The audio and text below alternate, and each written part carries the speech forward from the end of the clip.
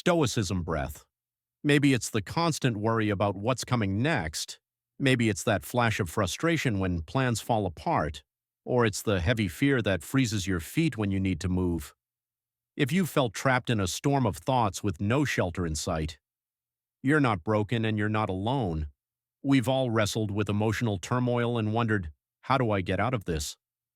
That's where Stoic philosophy steps in, not as ancient trivia, but as a clear blueprint for handling hard emotions with strength and clarity. Peace isn't the absence of feeling, it's what happens when you learn to lead your mind so your emotions don't lead you. This won't be effortless, but it is absolutely possible. What follows isn't theory, it's hard-won insight sharpened by practice. Stay with me. Every idea can be a turning point. Rule 1. Realize your mind can generate happiness. Your mind is extraordinary, an engine capable of everything from deep sorrow to euphoria. The challenge isn't power, it's direction. Left on autopilot, the mind often becomes our biggest source of pain, not because it's faulty, but because we let it run without guidance, like pressing the wrong keys on a piano and wondering why the song hurts. Picture this: you sit in a quiet room and your mind starts typing a story: worry, failure, regret. Why not choose different notes? Gratitude, small wins, the people you love. Just like a pianist chooses chords to shape a mood, you can steer your thoughts to shape your inner weather. Most waves of negativity aren't proof that life is empty. They're proof that attention has slipped into old habits, catastrophizing, chasing approval, rehearsing what's wrong. Consider a simple morning: you wake and immediately scan for unfinished tasks. Stress spikes, fatigue follows. Now imagine a pause, one breath, one sentence: I'm alive. I have another chance today. That tiny shift moves your nervous system toward steadiness. Slow, deep breathing nudges the body from fight or flight toward rest and digest, which is why pausing works. The Stoics taught that authentic joy begins with thought discipline. When you stop feeding the thoughts that drain, your calm begins to surface on its own.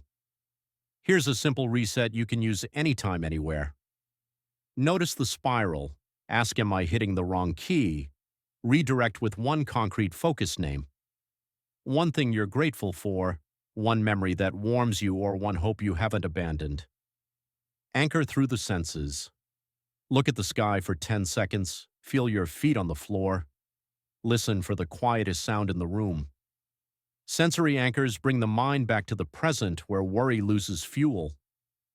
Give your thought a label. This is worry rehearsing. Labeled, it has edges and less power. Choose the next best action that honors your values.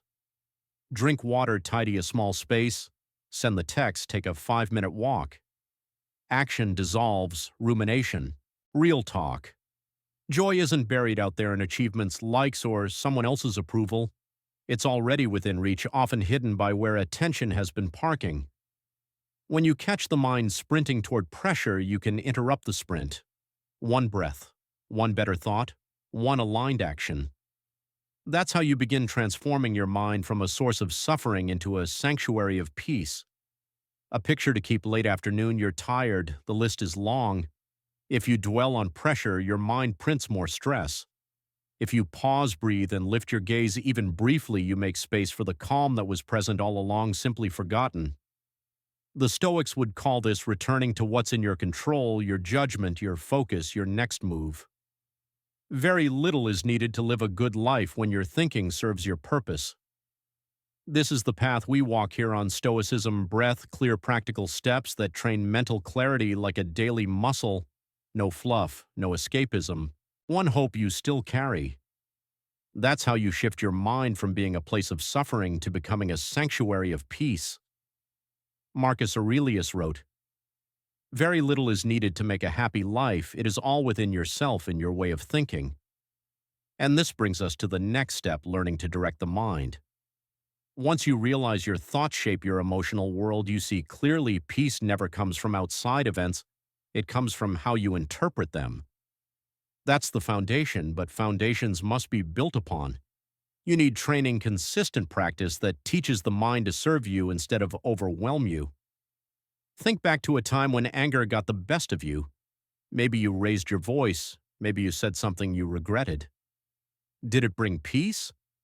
No, anger rarely resolves conflict. It often deepens it.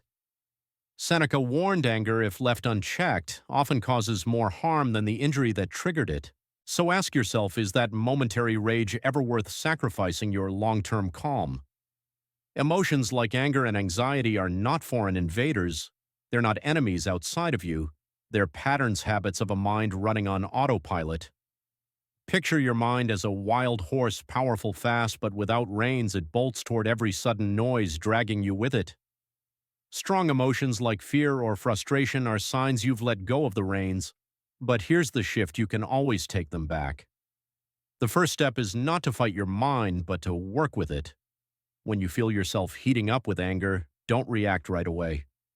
Pause, breathe, create space between impulse and action. In that space lies your power, the power to guide your mind instead of being dragged by it. When anger or frustration rises, pause and ask yourself, where is this coming from? Is it worth my peace? What would happen if I simply didn't respond with anger? That pause is not weakness, it's power. In that small space, you reclaim control. Marcus Aurelius once wrote, "If you are troubled by something external, the pain doesn't come from the thing itself, but from your judgment of it, and this you can erase at any moment." That's the essence of true freedom, the power to choose your inner state no matter what life throws at you. Life will always be unpredictable. Some days flow with ease, while other days the smallest trigger, a traffic jam, a careless word, can feel like a wrecking ball. This is exactly where Stoic practice becomes essential. You cannot control the waves, but you can learn to sail. Imagine driving. You can't prevent reckless drivers from appearing, but you can slow down, stay alert, and protect yourself. Your mind works the same way. You can't stop every negative thought, but you can choose how to engage with it. Mastering your mind is like building physical strength.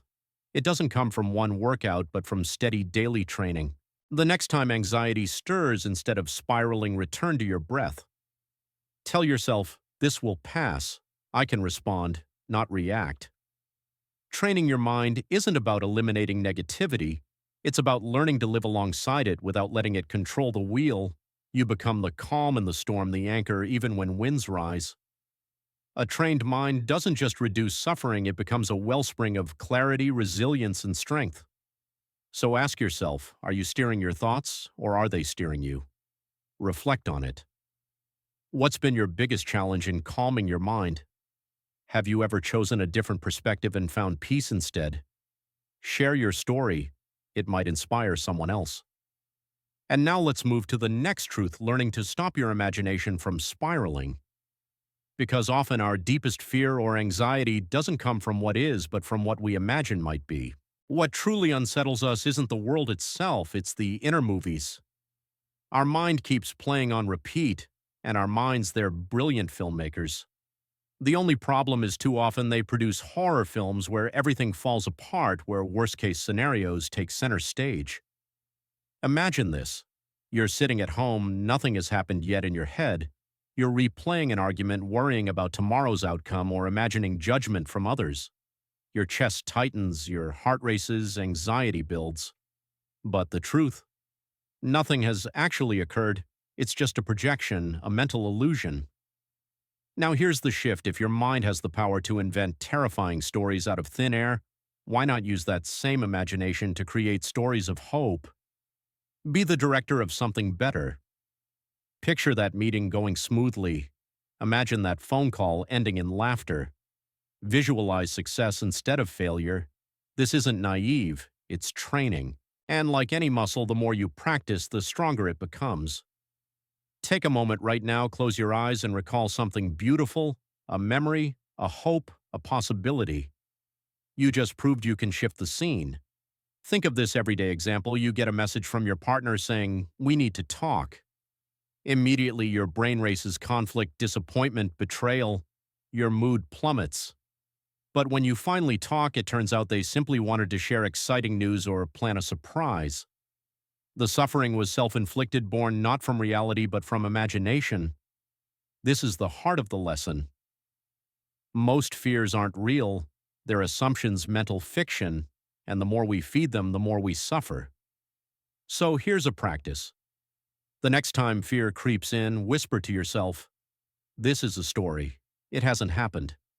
I can let it go." Let your inner world be a place of peace, not torment. Craft thoughts that comfort you, not wound you. Seneca said it clearly. We suffer more often in imagination than in reality. If the real world already holds enough challenges, at least let your mind be a place of refuge. This isn't wishful thinking, it's mental discipline. Imagination is powerful, but it's your tool, not your master. Let it serve you, not sabotage you. And once you stop building mental traps, you'll realize that even when life is hard, reality is rarely as heavy as the version your mind imagined. That's where freedom begins. And from here we move to the next practice, changing the way you define emotions, because the labels you choose can transform the power they hold over you. You wake up to gray skies, a long to-do list, and before the day even begins, your mood sinks. You say to yourself, "This day is ruined." But pause, did the rain really ruin anything? Or was it your interpretation of the rain that made it feel that way? Rain is just water falling from the sky. It has no agenda, no emotion. It's the story you told yourself that turned it into a problem. Now imagine reframing it, seeing the rain as a chance to slow down, to enjoy the warmth of being indoors, or as a reminder to reflect. With just one shift in how you label it, the emotion changes with it. Every emotion begins with a thought, and every thought is just a wave passing through the ocean of your mind. The problem is, most people don't even notice what they're thinking. Their minds run like unchecked machines, constantly reacting, labeling, and judging. Anxiety, anger, fear, they're not inherently bad. They gain power only when you accept their labels blindly. Picture this: you're preparing for a big meeting. Your hands shake, your heart pounds, and you say, "I'm too anxious to do this." But what if instead you said, "This is energy. This means I care. This means I'm alive." Suddenly, anxiety becomes excitement. Fear becomes fuel. Stress becomes motivation. Emotions are not enemies. They're messengers. They signal that you're engaged, that something matters, that you're standing on the edge of growth. There are no good or bad thoughts, only conscious and unconscious ones. Conscious thoughts are chosen with intent, they serve you. Unconscious thoughts are automatic, often self-sabotaging, and they turn you into a passenger reacting instead of responding. That's when suffering multiplies. Many people try to suppress their emotions, hoping silence equals peace. But think about this: if I tell you not to think of a red apple, what happens? The image pops into your mind even stronger. That's how emotions work. The harder you push them down, the louder they return. So instead of fighting them, reframe them. Nervousness. That's care. Frustration. That's proof something matters deeply to you. Fear. That's a sign you're stepping into the unfamiliar, expanding your limits. When you see emotions this way, they become guides, not threats. This is the Stoic approach: not to run from feelings, but to see them clearly. You can't stop the waves, but you can learn to surf. And if you've made it this far, it means you're not just curious, you're ready to transform. You've already begun reclaiming authority over your inner world. This new way of redefining emotions is powerful. Don't keep it to yourself, share it, and bring others along on this path. Because the more we grow together, the stronger we all become. The more we grow together, the stronger we become. And now let's take a step deeper into Stoic wisdom, understanding the mechanics of the mind. Marcus Aurelius once said, "You have power over your mind, not outside events. Realize this and you will find strength." Yet, isn't it ironic? The very tool we have the greatest influence over the mind is often the one we understand the least. And when we fail to understand it, we get caught in endless loops of worry, fear, and frustration, not even realizing how we got there. Think of your mind as a garden. If you neglect it, weeds, negative thoughts spread quickly. But if you cultivate it with care and intention, it flourishes with clarity, peace, and resilience. Here's the catch. The mind doesn't work like scissors. You can't just cut out fear or anxiety as if they never existed. In fact, the harder you try to push them away, the louder they become. Try this: don't picture a purple tiger. You just did right. That's the paradox. Resistance amplifies what you're trying to avoid. Instead of resisting, ask, what is this emotion trying to tell me? Fear might be nudging you to prepare better. Anxiety could be reminding you to slow down. Frustration might be pointing to something you truly value. When you see emotions this way, they're no longer problems, they're feedback. And feedback is how we grow. Picture your mind as a high-performance vehicle, fast, powerful, capable of great things. But without a driver, it veers off course, wastes energy, even crashes. You are the driver. Without awareness, your thoughts spiral into imagined catastrophes. With awareness, you guide them intentionally, wisely, clearly. Think about a time you faced a big moment, an interview, a crucial conversation, a test. Did your mind whisper, what if I mess up? What if I look foolish? Now imagine shifting that thought. This is a chance to learn. Mistakes don't define me. Effort does. That tiny shift changes everything because the mind multiplies whatever you feed it. Dwell on failure and it expands. Focus on progress and it grows stronger. One harsh thought, I'm not good enough, can repeat until it becomes a belief. But the moment you tell yourself, I'm improving, I've come far, your brain starts building a new path. This isn't abstract, it's neuroscience. Neural pathways strengthen through repetition, so start small. The next time an emotion rises up, pause, breathe. Ask yourself, where did this come from? Is it really as big as it feels? Is it worth giving away my peace? In that pause, you'll discover clarity, and in clarity, you reclaim control over your own mind. When emotions rise and feel overwhelming, try this pause, breathe and ask yourself, where did this come from? Is it really as big as it feels? Is it worth giving away my peace? These questions open up space, and in that space, clarity appears. You begin to see that your thoughts are not who you are. They're like passing weather patterns, sometimes light, sometimes heavy, but you are the sky itself, vast, calm, and untouched by the clouds. The most transformative step for your well-being isn't to fight your mind, it's to understand it. Your mind is not your enemy. It can become your greatest ally if you learn how to use it. So ask yourself right now, what thoughts are shaping my life today? Do they move me toward calm or toward chaos? You have the power to choose.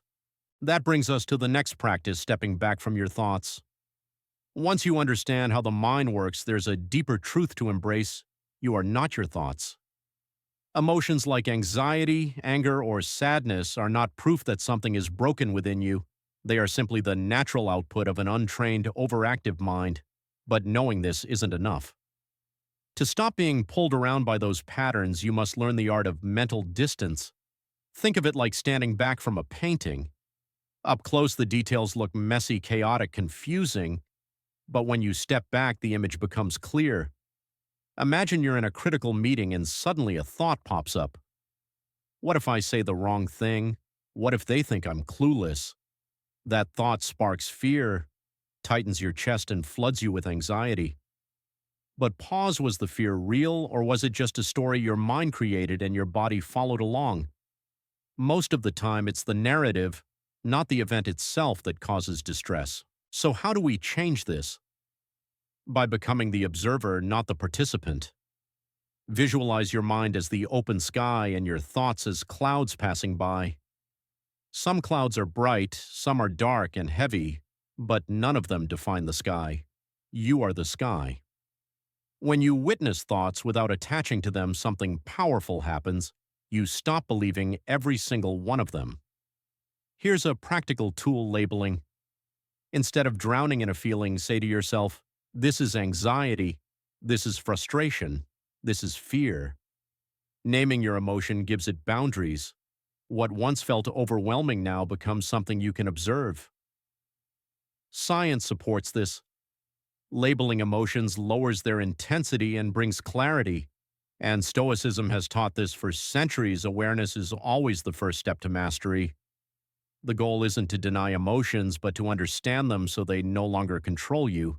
And when you're caught in the grip of emotional tension, remember this: your vision narrows you. zoom in on the problem and lose sight of the bigger picture, that's when a simple question can free you. Will this matter a week from now, a month from now, a year from now? Or better yet, can I even control it? Ask yourself, is this something I can control? If the answer is yes, take action. If not, let it go. Trying to control what's beyond your reach only creates more suffering. One of the simplest ways to build this kind of distance is through mindfulness. Every time a strong thought arises, pause. Breathe in, breathe out, and bring your focus back to the present, to your breath, your body, your presence. Repetition rewires your brain, teaching it to separate thinking from being. You don't have to silence the mind. You simply have to stop obeying it blindly. Let the thoughts flow, but choose carefully which ones deserve your energy. It's like standing by a river. You don't need to dive into the current, you can remain on the bank watching the water pass. Remember this, your mind can be a storm, but you can still be the anchor. When you master the art of mental detachment, something powerful happens. Life doesn't magically get easier, but you become steadier, stronger, and more resilient. That's the real freedom, knowing you are not your thoughts, you are the witness.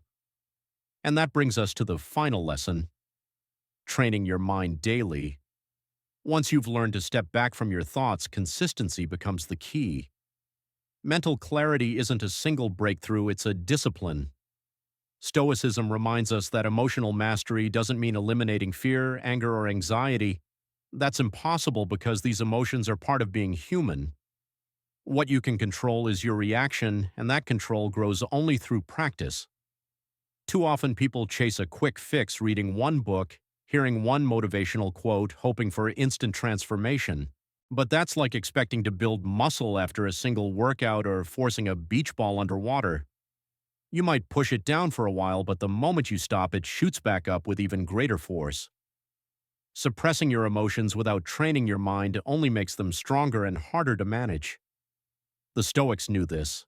They didn't run from difficult emotions, they trained for them. As Epictetus said, "No great thing is created suddenly. Your mind, like a tree, needs time to grow its roots. Like a fig, it needs patience to ripen."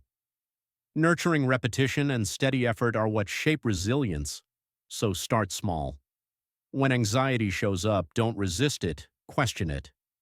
Ask yourself, will this matter in 5 years? That simple shift stretches your perspective, making fear look smaller, weaker, and easier to face. Picture this, you're about to present in front of your company's leadership. Doubt creeps in. What if I fail? What if I look unprepared? At that moment, you have two options. You can freeze or you can train. There's a powerful Stoic practice called premeditatio malorum, the premeditation of evils. Visualize the worst-case scenario, then ask yourself, even if this happened, could I survive it? Learn from it. Recover. Most of the time, the answer is yes, and when you see that truth, fear begins to fade, not because the risk disappears, but because your courage grows stronger. To reinforce this mindset, build a daily habit. Each night, take just 5 minutes to write down what made you anxious, angry, or afraid. Then reflect, what triggered this? What could I have done differently? Like training a muscle.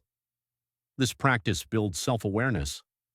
Over time, you'll start noticing patterns, uncovering false narratives, and identifying areas for growth. You'll respond more wisely, recover more quickly, and feel lighter in your own skin. Training the mind is like brushing your teeth. You don't skip it just because you did it yesterday. It's not a one-time fix, it's hygiene. The truth is, there is no finish line. You'll never reach a point where nothing bothers you, but you will reach a place where nothing controls you. Progress isn't about perfection, it's about practice. One calm decision at a time, one thoughtful pause at a time, one honest journal entry at a time. That's how you grow. Eventually, your mind shifts from being your biggest obstacle to becoming your greatest ally. Overcoming negativity doesn't mean you stop feeling it. It means you learn to feel without falling apart. It means creating space between reaction and response. It means becoming a lifelong student of yourself. We've now walked through 7 powerful tools inspired by Stoic wisdom, from learning how your mind generates joy to mastering your reactions to reframing emotions and building daily resilience. But here's the most important truth: they only work if you apply them daily. Turn these lessons into habits, let them become part of who you are, and step by step you'll grow calmer, stronger, and more grounded. Not just in peaceful moments, but especially in the storm.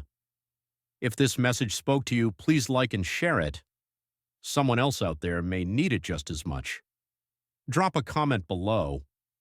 What's one practice you're going to start today? And don't forget to subscribe to Stoicism Breath for more lessons on living with clarity, strength, and peace. The power to shape your life begins with your next thought. Use it wisely.